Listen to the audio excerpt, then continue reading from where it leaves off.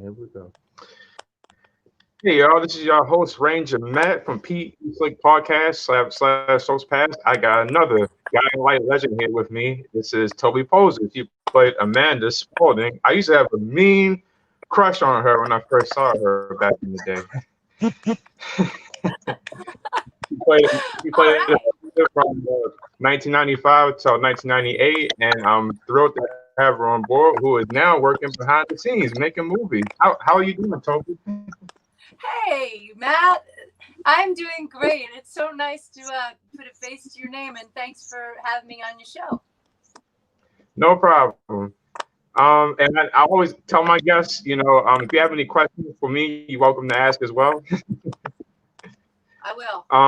But just to give you a little background, I got hooked on Guiding Light back in 2000. I was in second, third grade at the time, and when I first saw you, a friend of mine, who's still friends with today, his grandmother had a lot of Guiding Light episodes on tape that we're on today, and she had a March '96 episode, and it was you and One Rings. And you came down, and you was like, "Father, what's wrong?" And he was telling you that Reba had married Buzz Cooper. Oh, you know, Ron was, I mean, any day you got to work with Ron, which I fortunately got to work with him a lot, was just, Ron would carry little Hershey's Kisses in his pocket. He'd slip you candy between takes. And he just is I'm sure, as you know, is the nicest guy. Yeah, I've had him on my show when I first got started. He was real nice, and he And had Buzz and nothing but Reba, kind words. I mean, you know, Justin and Cameron would just, yeah, I could sing their song all day too. So Toby, how are you and your family holding up during this pandemic right now? Doing really well. So I'm in an RV, well, more like a trailer. So since my younger girl, is still in high school and home with us, and she was remote learning anyway. So, and we love to travel. We like to get around. So we just said, let's just hit the road and have a little space. Well, except for when we're in the trailer, which is pretty tight, but it's nice too, Right. Because we like each other. So we're doing really well. We're on maybe I think this is day 18 for us on the road, and we're in Wyoming, and we're going to hit Yellowstone Park today. So we're kind of living really well. I'm very happy, and it's nice to be self-contained because we don't have to deal with a lot of people, and we feel safe, and yet the view is just off the charts. So we're good. How are you doing? I'm glad to hear that. I'm doing well too. I'm one of the people that was still working through the pandemic. I'm a delivery driver, so I'm making deliveries all the time. And my mother is a nurse. She does home care, so she's still working as well. Good for her. Nurse. You said nurse, right? Yes. The nurses are the angels on earth. Once you've had interactions with them, you realize they're the ones who really are into the nitty gritty, and there's just such angels. That's cool that she's a nurse. Thank you. Yeah. So Toby, where are you from, and when did you know that acting was something you wanted to get into? Why am I asking you this? I already know this. You're from where I'm at, Baltimore native. I'm from Baltimore. Well, I can't say I was born there, but I lived there from 1979 to 1987. So 8 years. And I spent all my middle school and high school years there. And I listened to your show with Grant Alexander. Yeah, we went to the same school.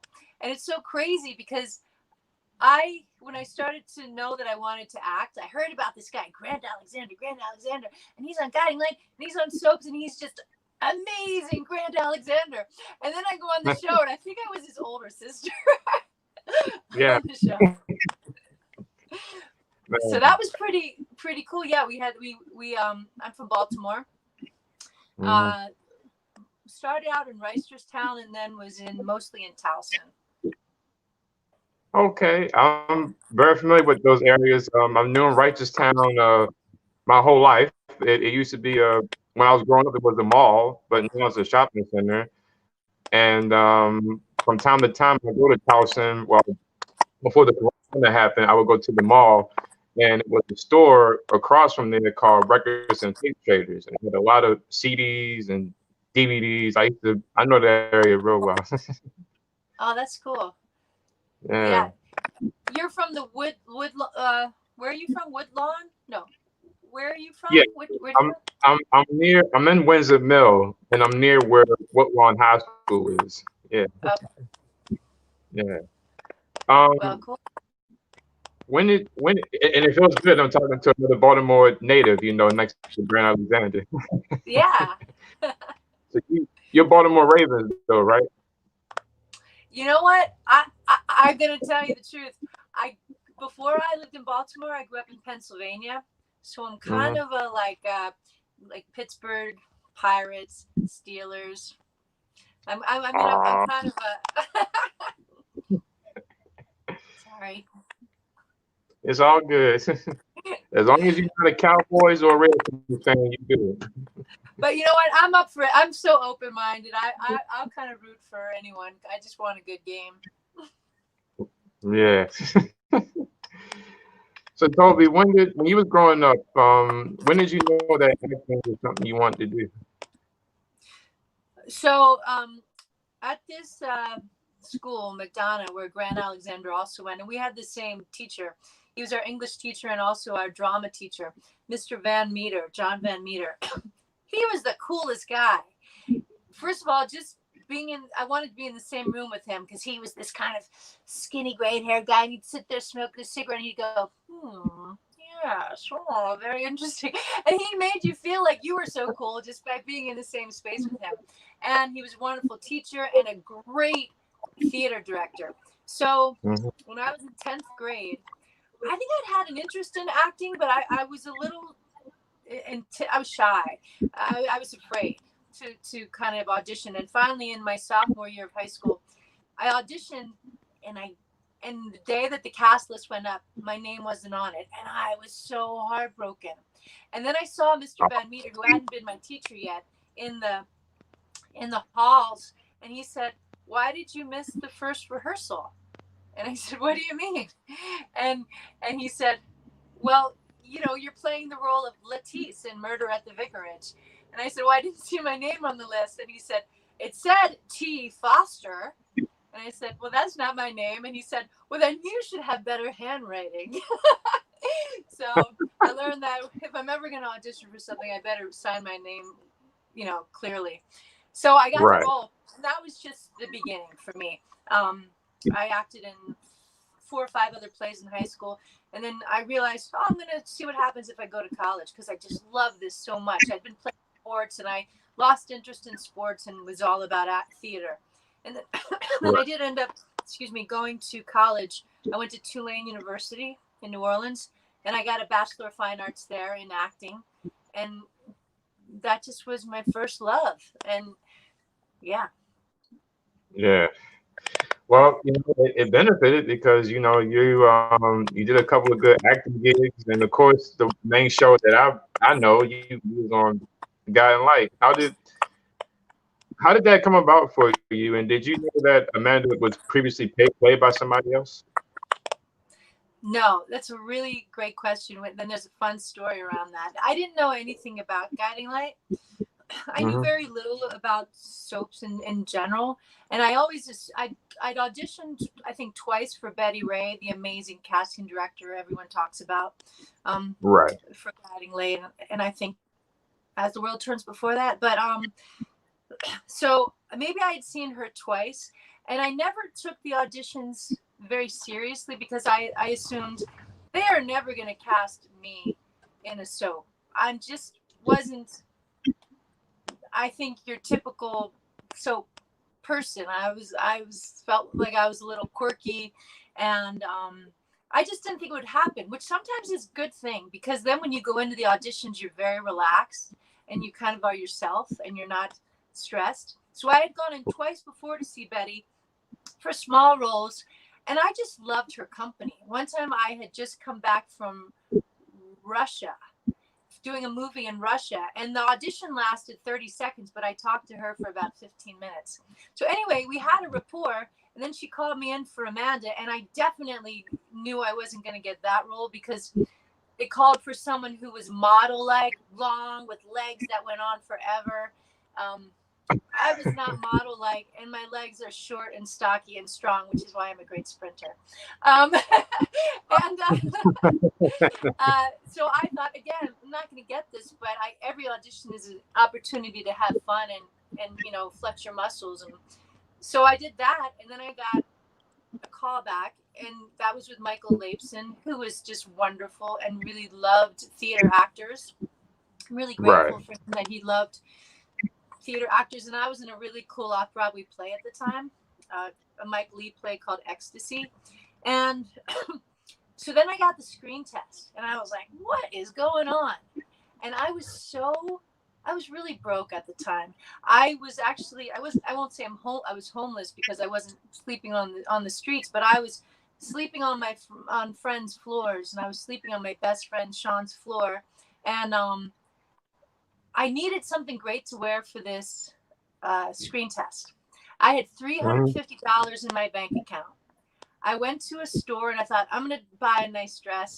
And there was this beautiful crimson red silk dress that just screamed of me and what I pictured Amanda to be.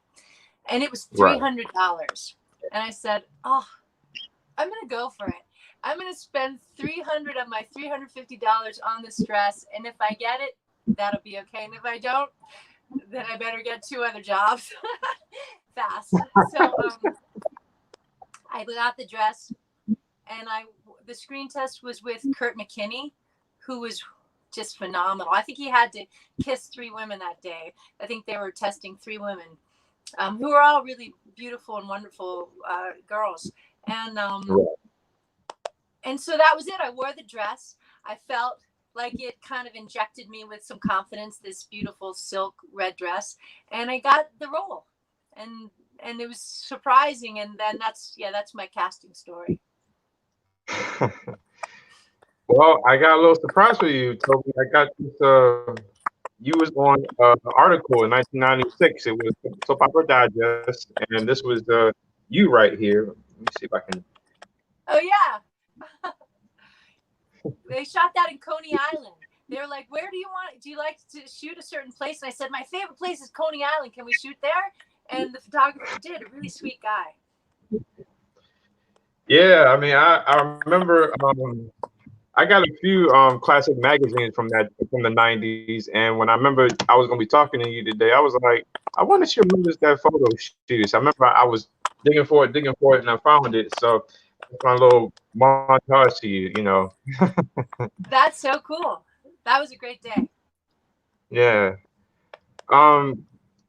Well, what was that feeling like though, being a part of a show that had been on since radio, and it was so many? It was a full cast on that show at that time.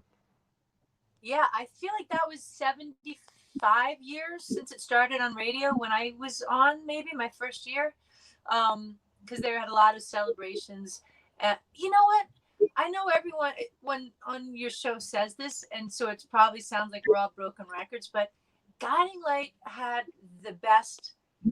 It was such a family. It had the most wonderful people. It really did feel like you were part of the family from the second you walked in there. You felt embraced with a lot of love and support. So it was incredible. I mean, that was the best part. The people you got to work with, not just the wonderful actors who were great on camera and off, but the directors, the camera and sound people, the makeup and hair people. I just couldn't wait to sit in their chairs. I felt like the luckiest person in the world. It was having a shrink who you really liked, because you would just tell them everything you did the night before. And I was in my mid-20s, and I did a lot the night before. It was just so much fun being on that show. I wish I could have been on longer. Yeah. Yeah, and you really, I mean, I don't remember a lot about the Amanda beforehand when the previous actress had played her. I've seen some episodes here and there, but you really took Amanda down the whole dynamic journey when you played her, and she was so bad sometimes, you know. I mean, especially the scenes you had with Ross and Blake, you know, those it was like they were trying to recuddle something, even though he was with Blake, and it was just, you know, it was just something, you know. I had both Jerry and Liz on my show a few weeks ago. Well, thank you. And yeah, they were all so wonderful to work with. You know, it was really fun. I don't think I'd ever played a bad girl, and if you know, it's kind of fun to be the bad girl. And the thing that was cool about Amanda is I really felt like they let me, once they kind of got to know me, I think the writers really wrote for their characters once they got to know them. And for me, they let me give her a lot of texture, so that in a way she was never only just bad, she was also just kind of misunderstood. And I liked giving her, I liked trying to find I mean, in every role you play, whether it's the villain or not, you got to try to find the humanity, because the villain thinks they're doing the right thing. And so she was so much fun. Can I tell you, I remember the best line I ever had. I think I was talking to March Doucet, Alexandra, and I think it was to March, and I said to her, I hope I can say it, "You're going to find out firsthand just how an ex-Malibu madam strikes back when some tawdry little tart tries to take over her turf." I mean, what a line. And so, yeah, it was really, really, really fun to play Amanda. I have to find that episode when you say that, because, you know, at one point, I don't know where it is. there was a guy who had uploaded every episode from over the years, and unfortunately his channel got taken down. I'm not sure why, because he had it when you first came on there, and throughout your time. And I got some episodes too from the 90s as well in there, but I gotta find that, because y'all had some dynamic scenes. I know Amanda and Alex did not get along whatsoever, and Alex was trying to expose you as the Malibu madam. You was Mandy Harper. Somebody was coming to expose. Yeah, that's how it was. It was so much fun.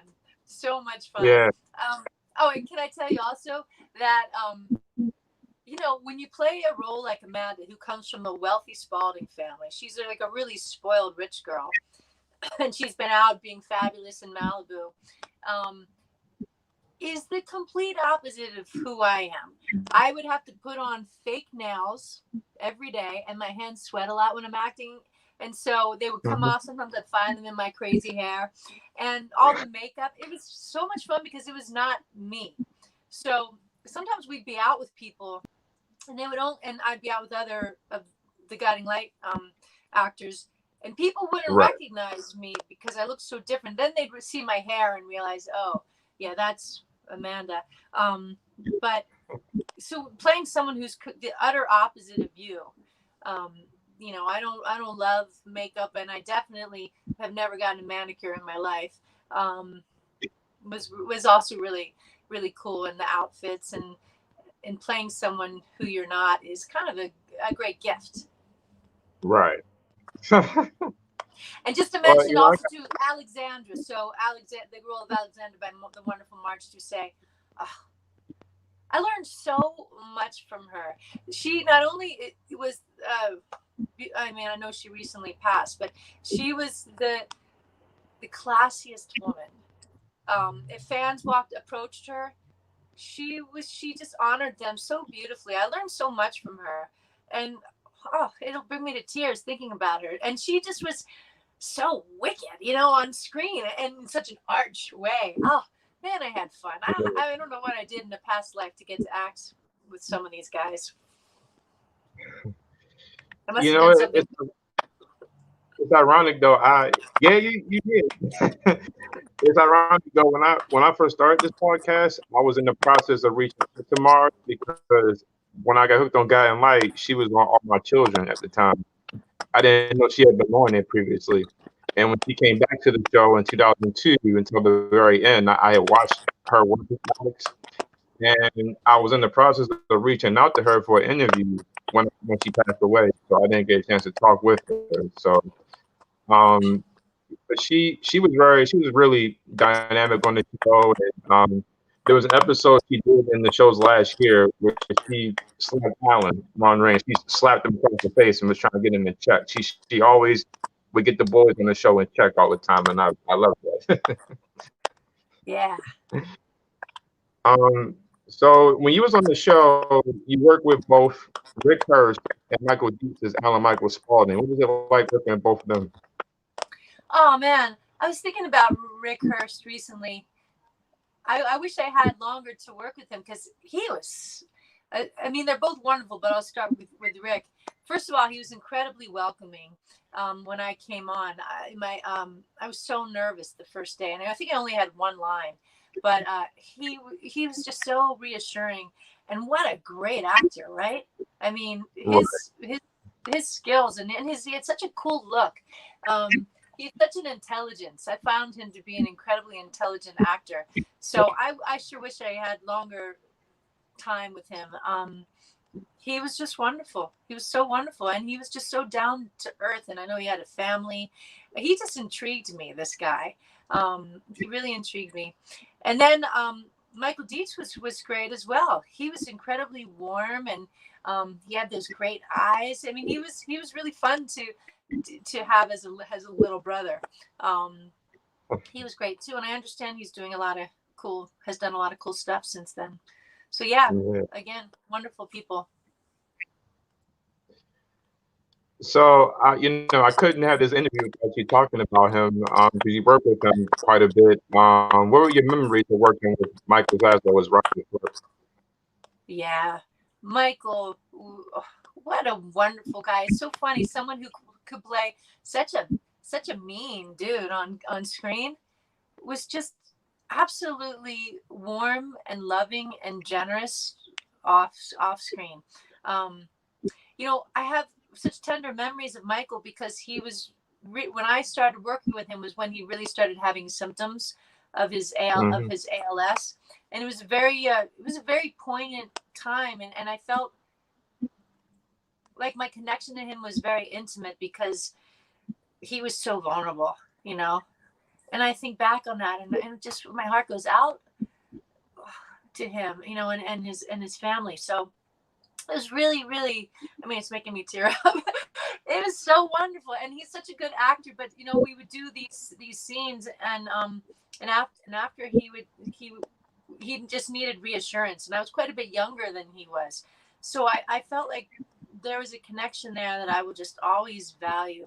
The trust he put into me, and then I put into him to show me the way. Besides, I had so much fun with him, and I think they wrote really well for us.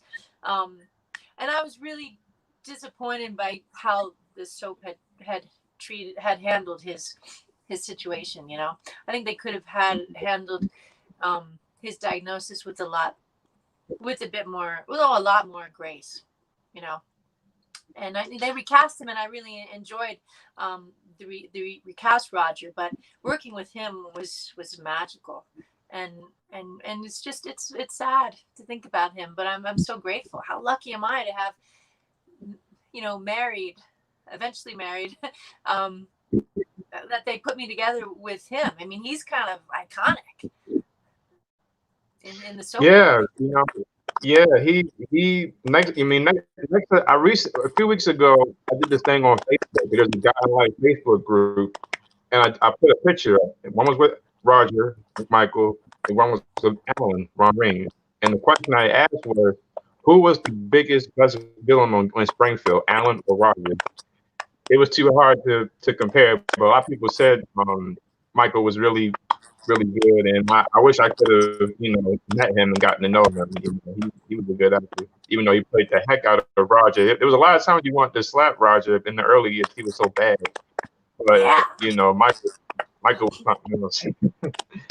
Oh yeah, what a cool guy and cool character. Yeah. Yeah. You was also a part of the shoot y'all did for Universal Studios with Alan Michael and Lucy's wedding. What was that like? That was so much fun. I can remember the crazy red dress they had me in. And I had great scenes with Alexandra. It was just fun. It's first of all, it's neat to get on a plane and be flown somewhere. You feel like, oh wow, I've gone, I've kind of made it. I can't deny it was just a thrill to get on a plane with your fellow actors and directors and producers, and the directors and producers, and be flown to Florida, and then be in a fun place like Universal.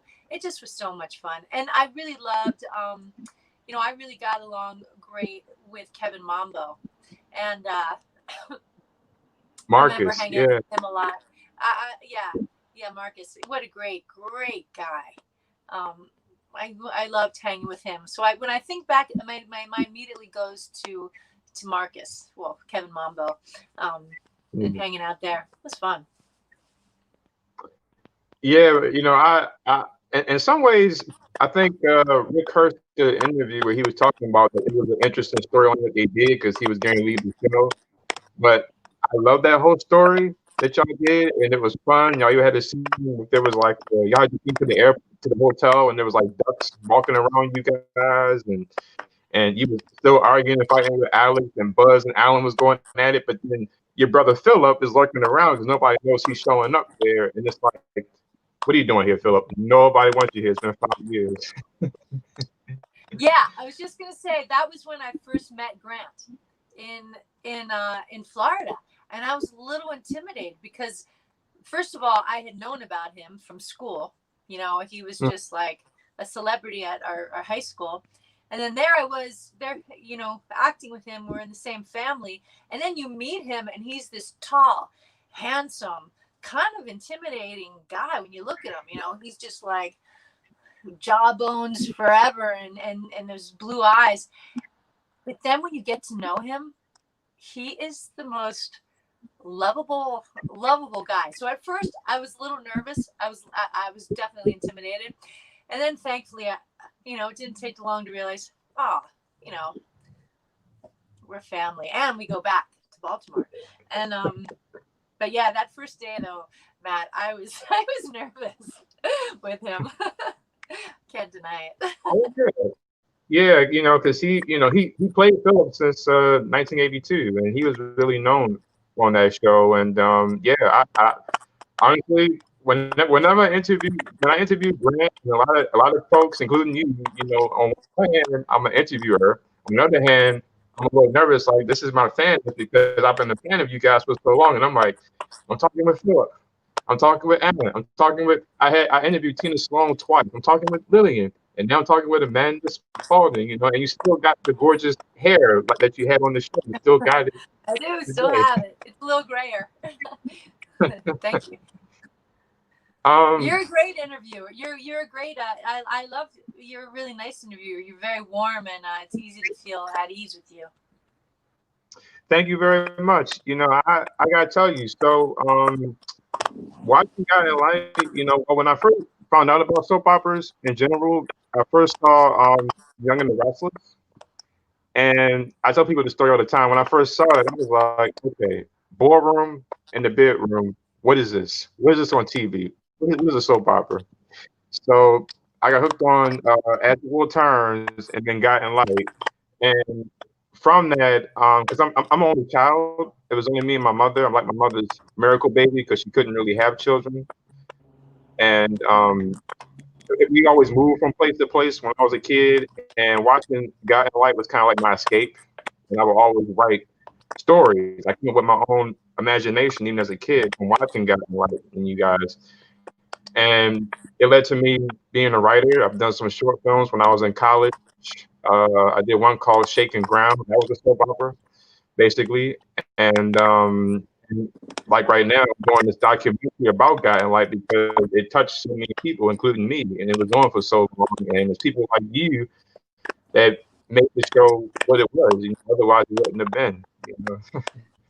Oh, that's so cool that you do all of that. And thank you for the compliment. But that's really neat. But how long have you been working on the doc?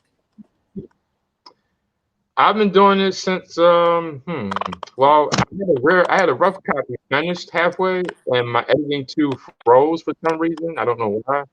So I had to kind of start from scratch, unfortunately. But I've been working on it now for a good month or two now. I'm very quick with it because I know what it is from beginning, middle to end, and should be out by December, going into January of next year on my channel, and I'm going to try to submit it to the Maryland New York Film Festival as well. Well, that's so cool. Good luck with that. That's great. Thank you. I mean, it's just paying my homage to this show because it's giving new people today who don't know what God and Light was, and I found myself telling them what it was, and then you have fans like myself and others who are loving the show. So I just wanted to pay my homage. It's been like 11 years since the show went off the air. Well, here's a question for you. Who, off the top of your head, who are your 3 favorite characters on the show? That is too hard to say. Well, oh man, that's too hard to say because I love everybody.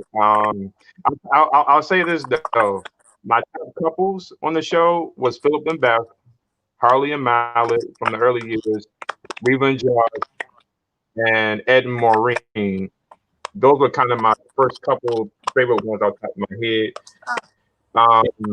And I was a fan of Amanda and Roger. I know that didn't last long, but I thought that was an interesting pairing. They had Roger with Amanda.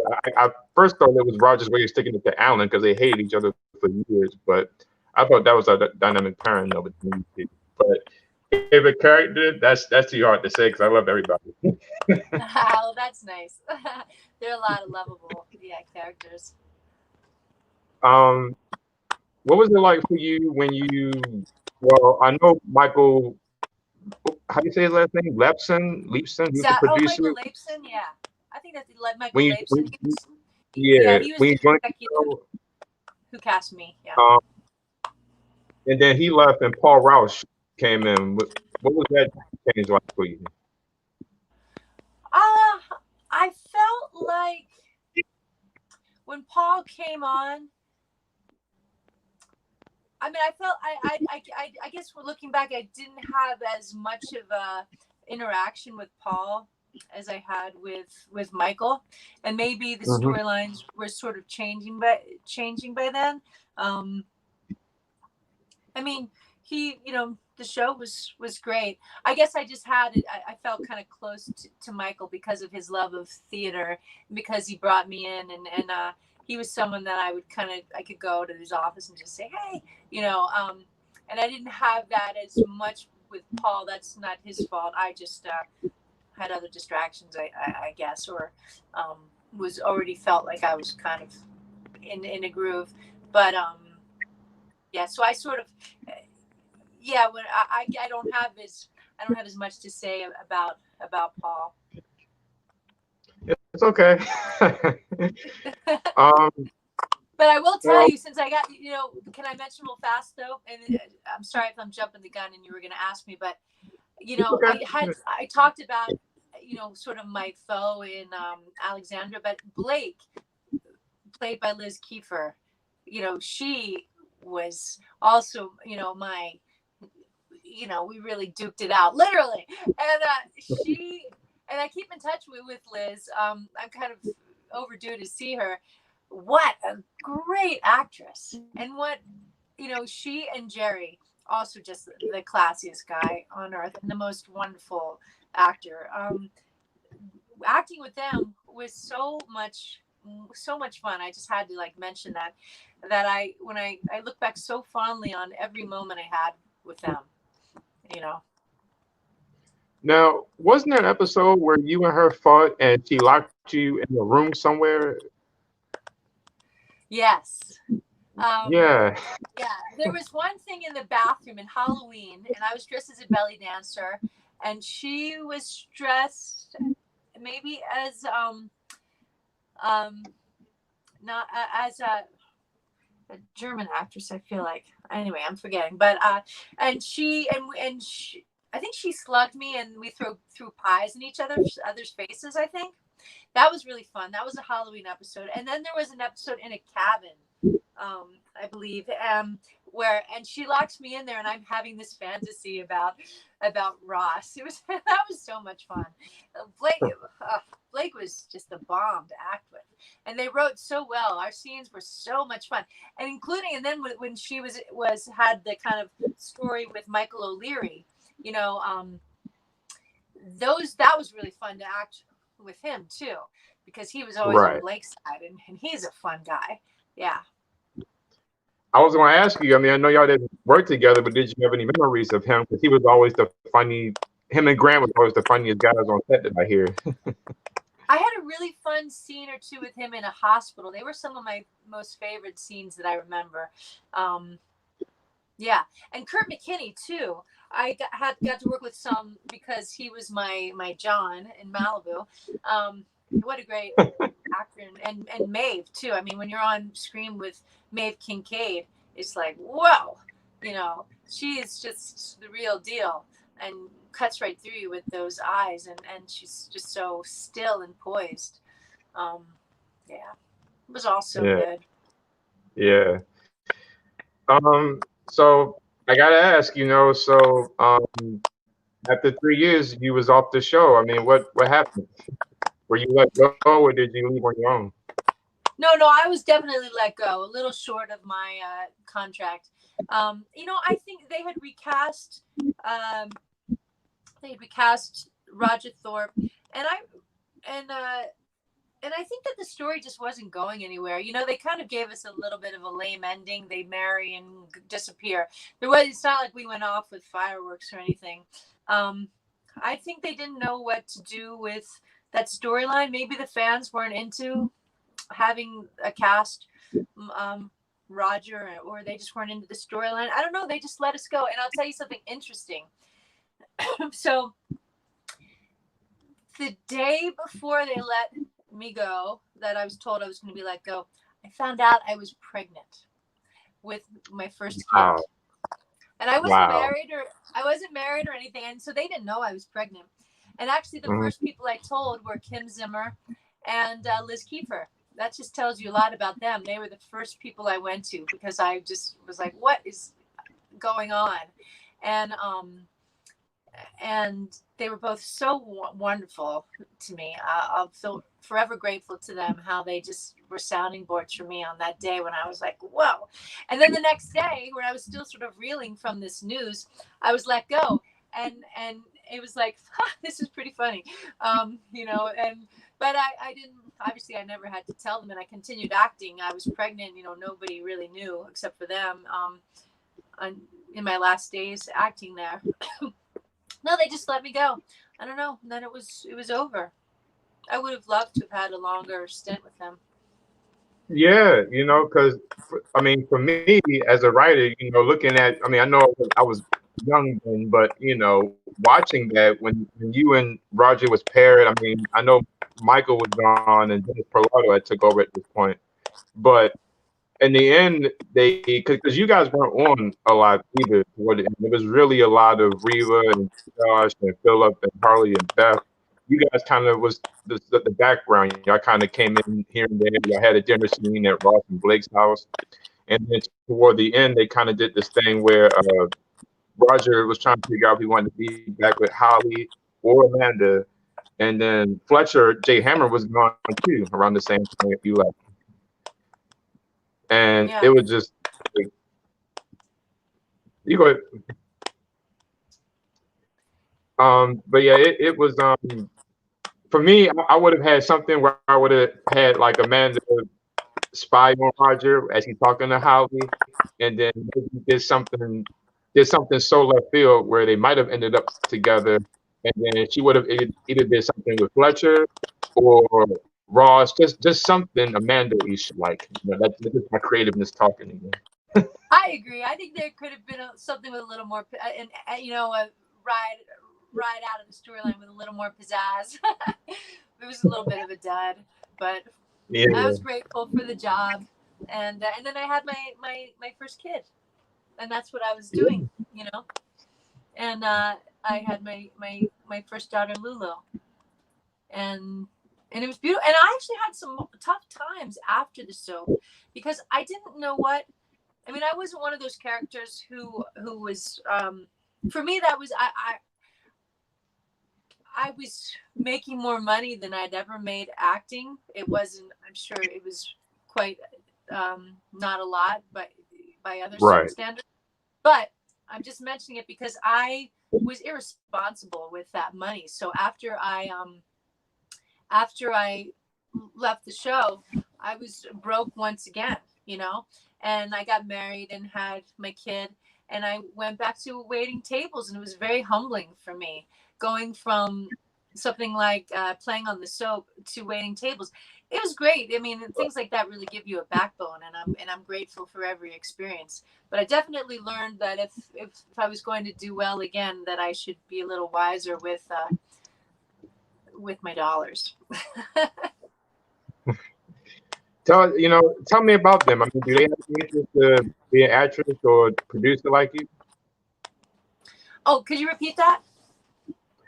I was saying, tell me about your daughters. I mean, do they have any interest to act or produce like what you're doing right now? Yeah, so both of my daughters, Lulu is now 22, Zelda is just about to turn 17. Um, so we've been making movies, and we just we're in the process of shooting our sixth feature film. So I've become a filmmaker in the past 10 years, and we do everything.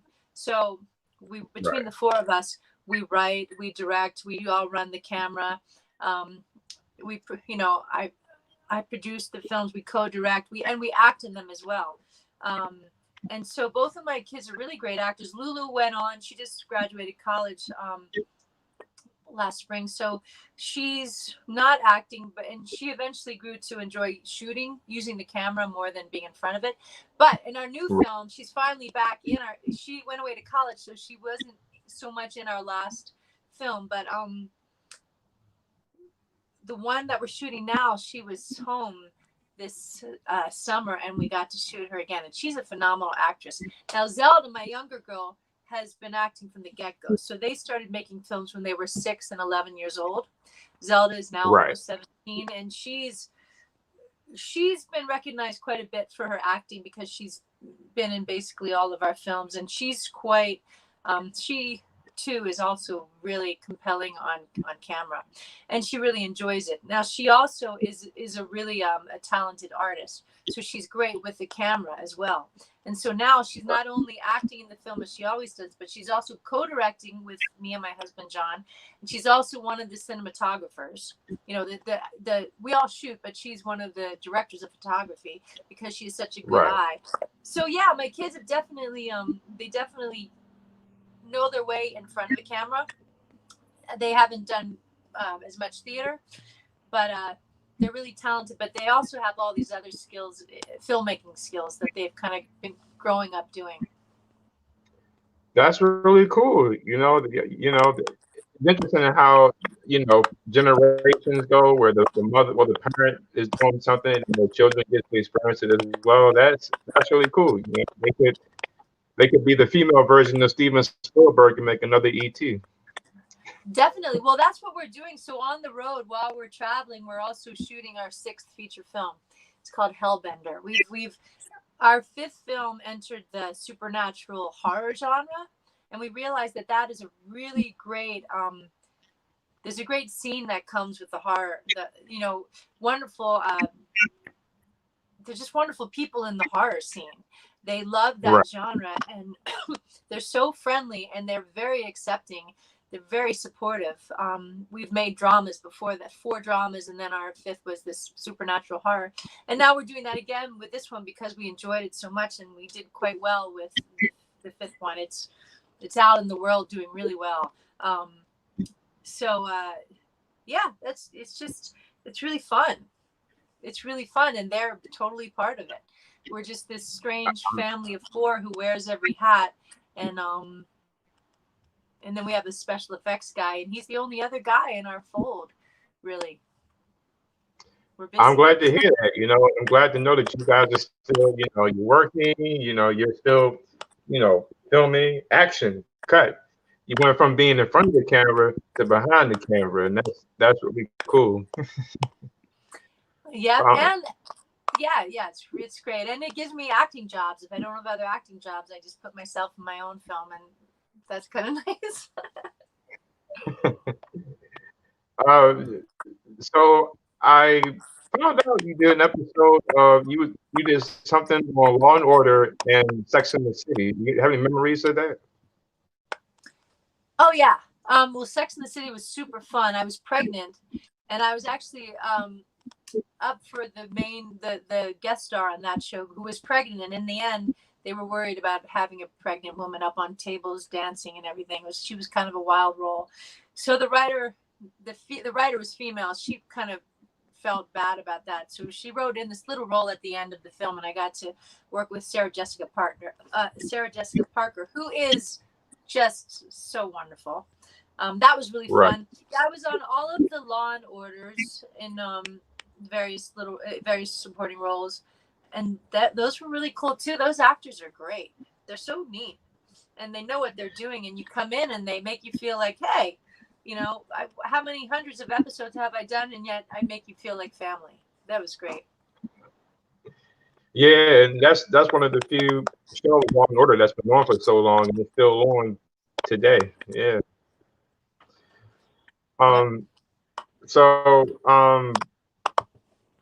what was your reaction like when you found out that after so many years Guiding Light was ended in 2009? I hadn't been following it too much,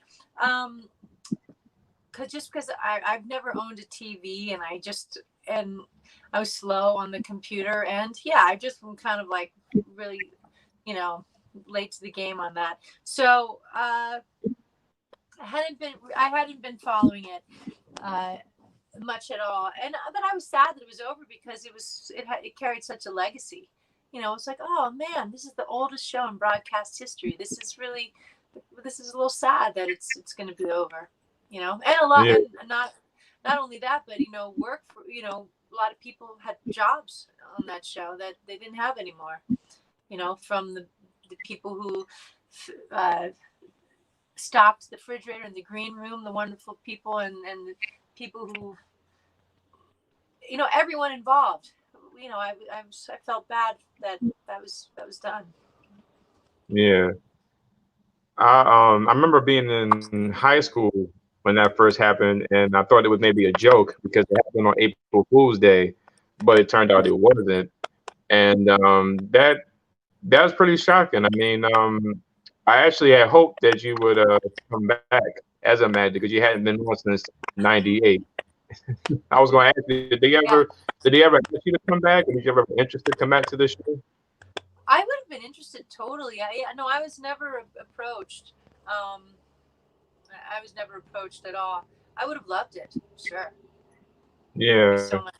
Because I gotta tell you, for Amanda, they did bring you up a few times on the show over the last few years. They had there was a scene where Alan was telling Philip, he said, I got so lonely I had called Amanda. And Philip was like, well, how is she doing? And Alan said, she's doing good. She didn't even mention Roger's name. They broke up, Amanda and Roger. Amanda went to live in Italy, and they made it seem like Roger was coming back to Springfield, but they killed him off in 2004. And out of the blue, he had this son named Sebastian, because you knew about Hart Jessup, Frank Grillo, who was Hart. And they had this other character come on as Sebastian. He was Roger's son out of things that nobody knew about him. And when the show was ending, they killed off Alan. Like the very last. Wow. Yeah, Philip. Your brother Philip took a turn for the worse. He was committed and he became evil, and they did a who killed Philip thing. They let go in 2004 and they killed him off. He came back to the show in 2009 because everybody found out he was still alive, and Alan was the shooter on top of that. And yeah, they did this thing where Philip was dying from a disease, and Alan gave him a transplant or something, and then they killed him off towards the end of the show. Philip found him not breathing. So that's when I thought that they was going to probably bring Amanda and Alan Michael, because he wasn't on either at the time. I thought everybody was going to come back to the really ending, but yeah, That would have been fun. yeah. But just giving you a little insight of what was going on with your family since while Amanda was away, this is what was happening. I was very busy. Yep. The last one you did was something called the Deeper You Dig, and From Zero to I Love You. What were those two films about? Oh, okay. So, well, From Zero to I Love You is a great film. So that's written and directed by Doug Spearman, who's an actor who actually, this is really cool. Oh, I'm so sorry. Whoop. My phone just fell. There we go. So Doug Spearman used to be, he wrote like the press, the kind of fun press junket kind of things for Guiding Light. So he worked for CBS, and he wrote, I think he wrote one of these. I went to LA at one point and did this fun press junket and did one of these those little, little clips where, and it's like, Amanda looking evil saying, "I'm gonna get you, Blake," and all this stuff. And he wrote those, but I didn't know him back then.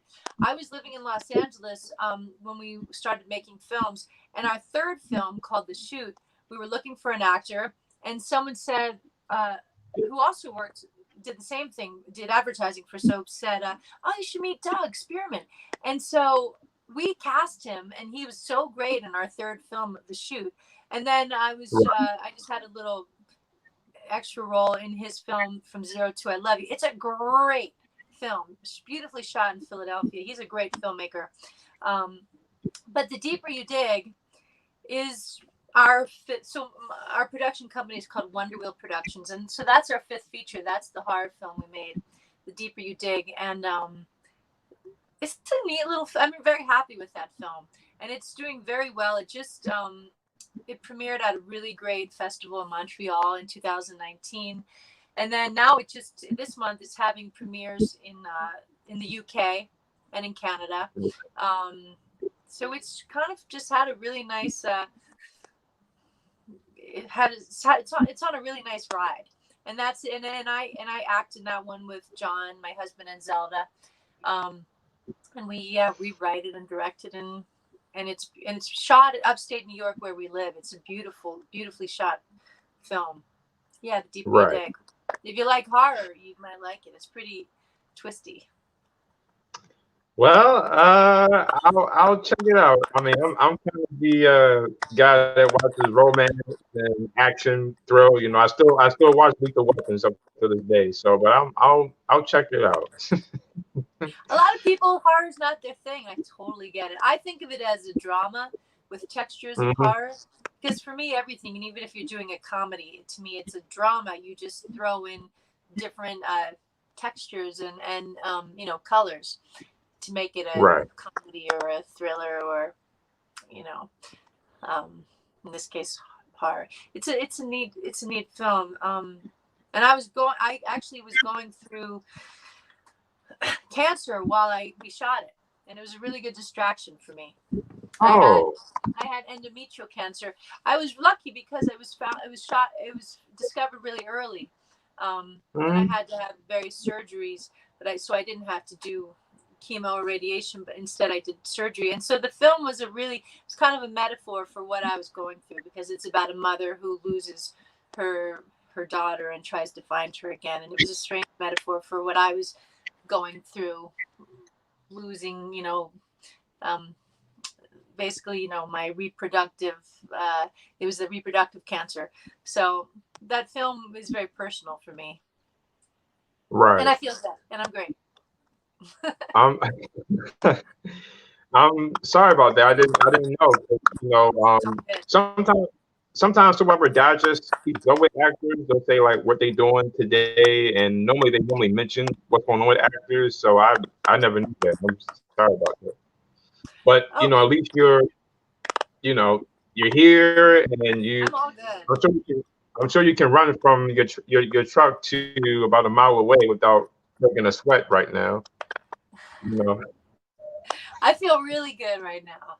Actually, you speaking of running, I'm looking out the window in Wyoming, and we're in the parking lot of a school. Which, if sometimes things move, it's because a big truck will drive by on the road, and it'll blow the RV. But my husband, John, and daughter Zelda are off. She's a soccer player, so I can see them about half a mile away playing soccer in a field. It's kind of beautiful to see. Yeah. And I got to ask, because I haven't been to New York yet. What's it like in upstate New York? Well, where we live up in the Catskill Mountains, it's absolutely beautiful. Every season is cinematic and gorgeous. We're in a tiny, tiny little town with less than 500 people. We're not even in the town. We're on the outskirts of the town, so we kind of live. It feels like a little bit of the middle of nowhere, but there's some sweet little towns nearby, a very small school, and which we're really happy with, and it's cool. I like it. It's peaceful. It's about 2.5 hours from the city, so before COVID, I would go to the city quite a lot for things, but now I've really enjoyed feeling isolated up there. It's kind of a nice place to wait out the pandemic. Right. It's beautiful, and you're not around a lot of people. I've oh yeah, because I'm sure I'm sure people today probably still may approach you as Amanda probably, and at least where you at, you can like get away. I know, and I've often said I was going to visit New York at some point because I've never seen a Broadway play before, but the place Radio City Music Hall, I've often wanted to see that because I know a lot of shows and award shows and plays have been done there as well. Oh yeah, it's great. You got to go to New York when you got to check out a show there. Yeah, it's fun. Yeah, it's got a great pulse, really great pulse. Great food everywhere. Everyone's kind of rushing around. It's just got great energy. I love New York City. It's my first love as far as right. lived. Did you, when you was on Guiding Light, did you have to travel far, or you was in New York with it? I was in the city at the time. I didn't have to travel far. No. Okay. Yeah, because I know some people live close, and some people had to take a train or drive to get to the studio. So yeah. Oh, fortunately, I was close because I was a bit wild back then in my mid-20s. I would come home at 3 a.m, have to be on set at 7, let's say. I don't know how I did it. So fortunately, I didn't have to go too far. Yeah, I've and been out a lot since then. we wouldn't have known because you never shown it on film, so we wouldn't have known that. No thanks. I have a fan on here who just asked, who's watching right now, would like to know, what was your favorite memories of playing Amanda? Oh, well, like besides I said, the pretty hair and the outfit. Again, I mean, the people, what was that, Matt? I was joking. I was saying besides the pretty hair and the pretty outfits that you wore. Oh, well, I mean, the wonderful people I mentioned, you just can't go wrong with Guiding Light. But I'll tell you, the very first scenes I did was that scene where I was wearing the fur coat with nothing on underneath, and I went into Ross's, office and dropped it. That was just crazy because I was new on the soap, that was a tall order for, when you're just starting out. So that was one of my favorite days because Jerry's just so classy and wonderful and would never make you feel horrible at all. I mean, so that just popped into my head out of so many wonderful days. I mean, I particularly loved working with Blake and Alexandra. They're probably and Ron Rains, and Philip. I mean, everyone was just so good. But that day was really fun because it was just so bizarre. And everyone was so kind to me. Yeah, and so imagine that you had to do that scene and you're new and you're doing it on the show where you have to do it in one take at the least. And it's like, okay, here we go. let's get this over with now. Yeah, and Uh, they put things on you to cover you, but it's still very awkward. I just never done anything like that. But it ended. I was just gay. I was just like gung ho. Like, okay, let's bring it on, and it was so in the end it was so much fun, right. and they were nice too. The guiding light because I they were like, do you want to wear real fur or fake fur? Knowing that Amanda would wear real fur, like I said, I'm the polar opposite. And I said, if you can I wear fake fur? That would kind of be wonderful. And they did. They accommodated. And then I got to wear a beautiful fake fur coat. I didn't want to wear real fur. Not that I was a diva and wouldn't have, but since they gave me the option, I was like, well, all right. I'll be honest with you. I'd love a fake fur. And they gave me a fake fur. And it was a pretty one. Yeah, yeah. That's the thing about guys like that I've noticed. Even before you ladies, they always dress you guys. You always wore amazing outfits, the hairdos, and I used to think, at the time that I was a kid, I used to think that a lot of the outfits you guys wore, that was your personal outfit. You came to work with that. I used to think that as a kid. Oh, man. Yeah. That's so cute. No, it'd be really fun. They would take you out to like we would go to Macy's, let's say, or Bergdorf Goodman, some of these really fancy places for Amanda, and get these design. And I remember they had I don't know what they're called. They're sort of like a they style you, and it would be really fun. I felt like, oh my gosh, here I am in this fancy department store with a personal stylist. And wearing these Escada. I remember there was a red suit by Escada that they loved to put Amanda in. It was her power suit. That was so much fun. That was really fun. Yeah. I gotta say though, I loved your scenes with Ron Reigns too, because I know Amanda was always trying to go for Alan's love. She wanted Alan's love because Alan loved Philip more than Alan Michael and Amanda, and y'all had these deep scenes together all the time. And in the moments where Alan would hug Amanda and tell her it's gonna be okay, and you always supported Alan, and y'all had some really good scenes together, you and Ron. Y'all had like a father-daughter bond when y'all did those scenes together.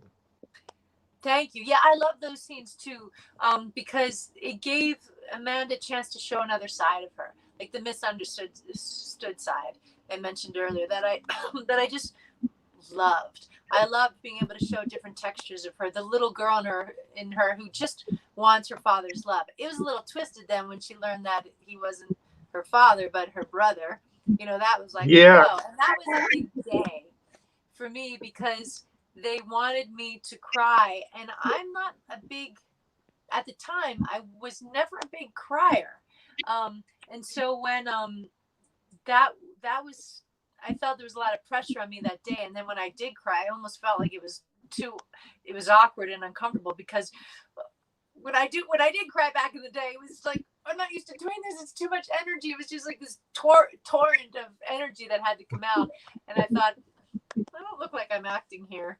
This is a little awkward.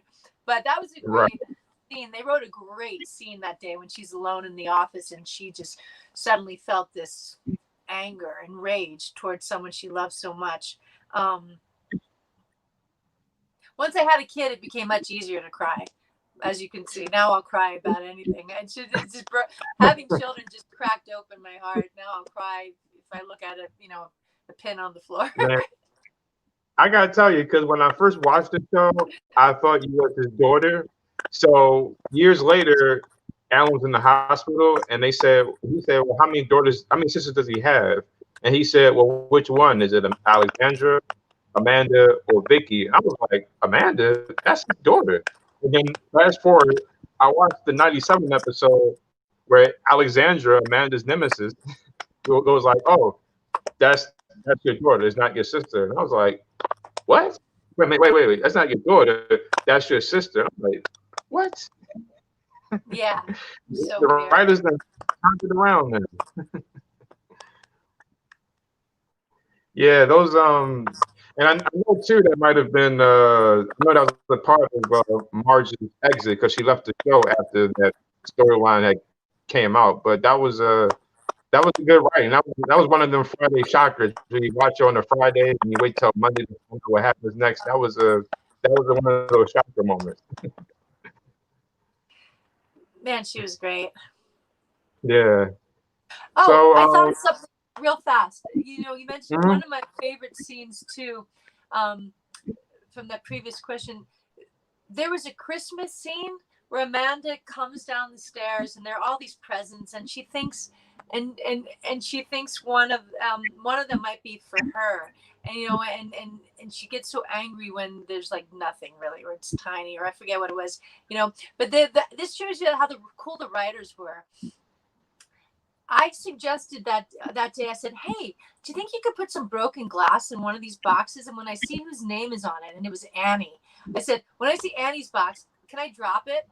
And they're like, "Sure." And they would just do that stuff for you. And so then I would come in and I'd say, "Oh, so and so Annie," and drop it. It goes crash. The writers were so cool. They would really play with you, and I definitely pushed some things, and they were generally really good. If you took a chance on certain lines, they would sometimes like it and say, "Keep it, that's good."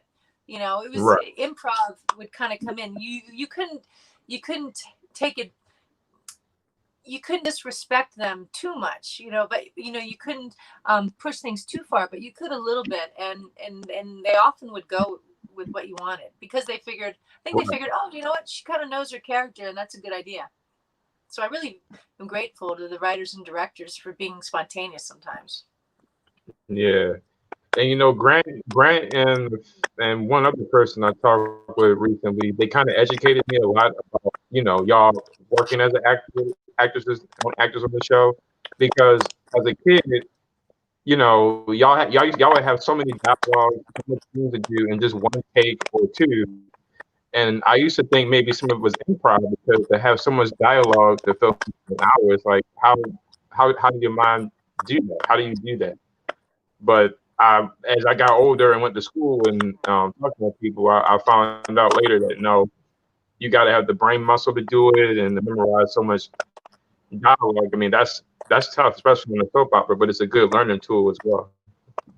Oh yeah, it becomes, like you said, it becomes a muscle like any other, and you just get used to working that muscle and you get better. It was a great tool as an actor to be on a soap, to know to learn learn fast. Right. So Toby, I got to ask you, what kind of music do you listen to? What do you listen to now? Music? Oh, I love. I have a really broad taste in music. I love anything from punk rock, like Black Flag, to some who was I? To let's say Radiohead, or to old jazz standards like I love to the blues. I mean, I have a really wide taste in music. I love Tom Waits. I love Nick Cave and the Bad Seeds. They're two of my favorite artists. I do like Black Flag. I like System of a Down. I like Black Sabbath. I love funk, and I love Stevie Wonder. I love I was listening to the Isley Brothers yesterday.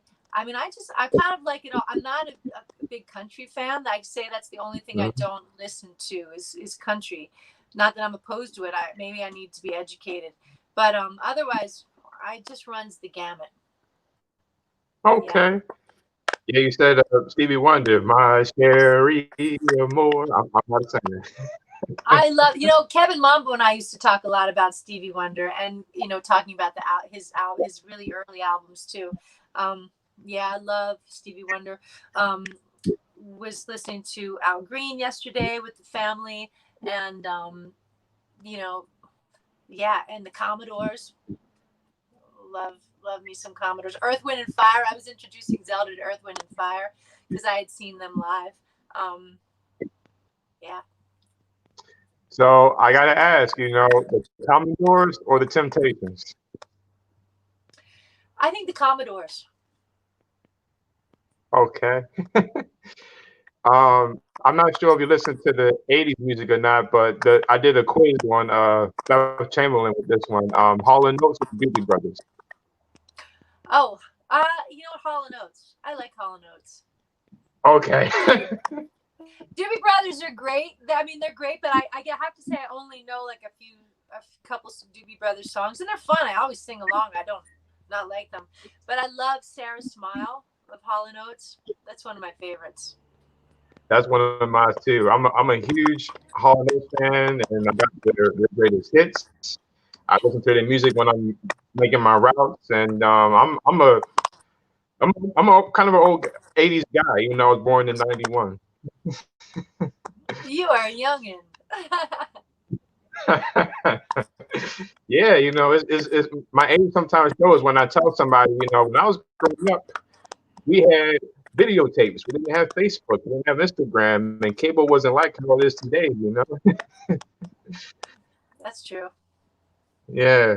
So for those that are listening, I mean, I know we talked about it before, but can you tell the fans and your current projects going into 2021? Can you repeat that one more time? You blacked out. Sorry. Okay, so I was saying, I know me and you had talked about it via email, but for the fans that's listening, can you tell them any of your current work you're working on going into 2021? Yeah. So if anyone wants to see the films that we've made, they're not all horror. The Deeper You Dig is horror, and it's a really good film. But the previous ones can all be found on my website, which is wonderwheelproductions.com. wonderwheelproductions.com, and you can access anything on there. The films are all on Amazon, and then the Deeper You Dig is on everything else like iTunes, everything but Hulu and Netflix. It's pretty much everywhere. And then we're working on a new film called Hellbender, and we have music videos too on the website because we make music as a family. So yeah. So when are you going to release your singing album and your book? When am I going to release my Wish album? Your singing album and your book. I pretty much do the background. I'm a good background singer, but I don't have the talent that Zelda has. And Lulu, when she's around, she sings too, and she's great. But Zelda and John are really up to a lot, and she plays drums and he plays the other instruments.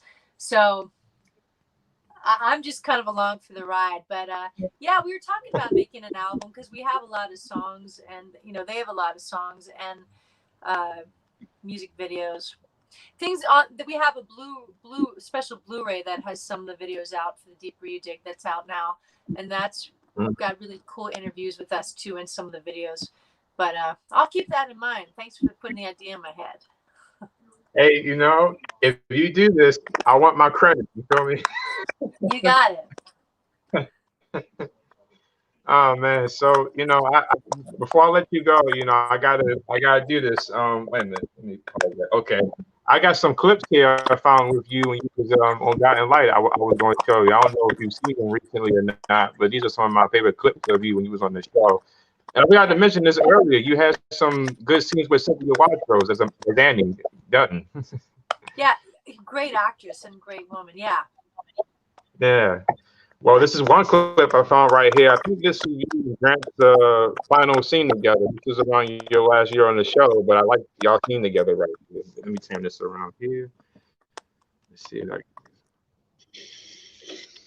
Oh, wait a minute. Trying to convince me that you're not going to miss Springfield? You're getting away fast enough. I'm going to miss you. I'll miss you too. Yeah? And I even mean it.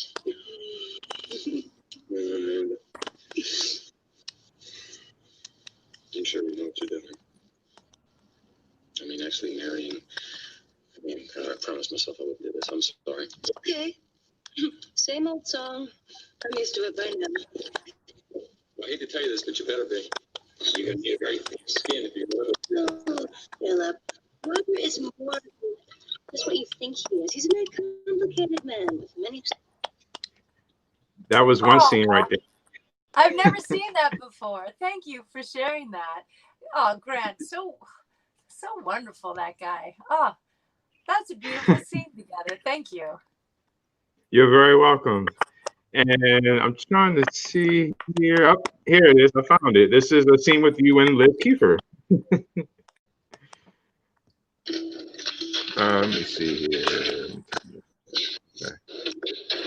Nice pickup truck. You don't need me to be in your marriage. Like your juvenile antics will do the job for you. And I'm amazing how I'm brought this long. Loves me, body and soul. And you're sorely lacking.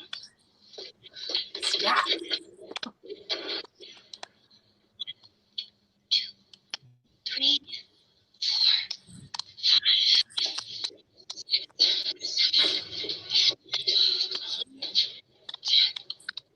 5. I believe you. Let me see here. There it is. Okay. Blake? Blake, unlock the door! Blake! Say please. Please unlock the door! But you can't leave me! I'll freeze to death! Oh, don't worry, the night watchman will come along and he'll rescue you before you turn into a popsicle. How can you be so mean and petty? Because you inspire me, Amanda. Just consider pay that for the time you locked me in the washroom at the country club. Like, unlock the door. Where are you? That was so much fun. Yeah, looking at all those clips, I know that was done back in '96, but watching all those clips of you guys, it felt like it was just done yesterday. I always have fun watching those moments with you guys. Oh, thanks for playing them. Yeah, that was a good. I feel like a lucky woman, and lucky to have been interviewed by you. Thank you so much for having me. I really appreciate it. It was fun to walk down memory lane. Hey, listen, no problem at all. You made my day. I'm always happy to talk with people that was on Guiding Light, and from watching it growing up to years later doing my podcast, it was like, oh wow, I got people from this show that I watched for years, different people coming on all the time, and I just had Robert Newman, Josh Lewis, was on a few weeks ago, and the original, you didn't work with him, but he was the original Alan Michael. He was Carl Evans. He first played Alan Michael before Rick Hurst came on. I interviewed him, and now I got you. And a few others are going to come on in December because I'm having my 1-year anniversary in December. So I'm having some folks come back. I want you to come back. Anytime, and congratulations. Yeah. Thank you. So, before I let you go, any final words about Guiding Light or in general, anything? Just that it really was such a beautiful, wonderful time in my life, and I'm incredibly grateful. And that they were so, it's not always that you work with people you really like. I mean, I tend to like people, but I really, really liked them. And so what a beautiful gift. I had no idea going in that it was going to be such a gift. And that now years later, I can still be talking to you about it. So that's a gift too. And thanks. I really appreciate it. No problem. Well, Toby, I've had a lot of fun talking with you today, especially another Baltimore native. Yeah.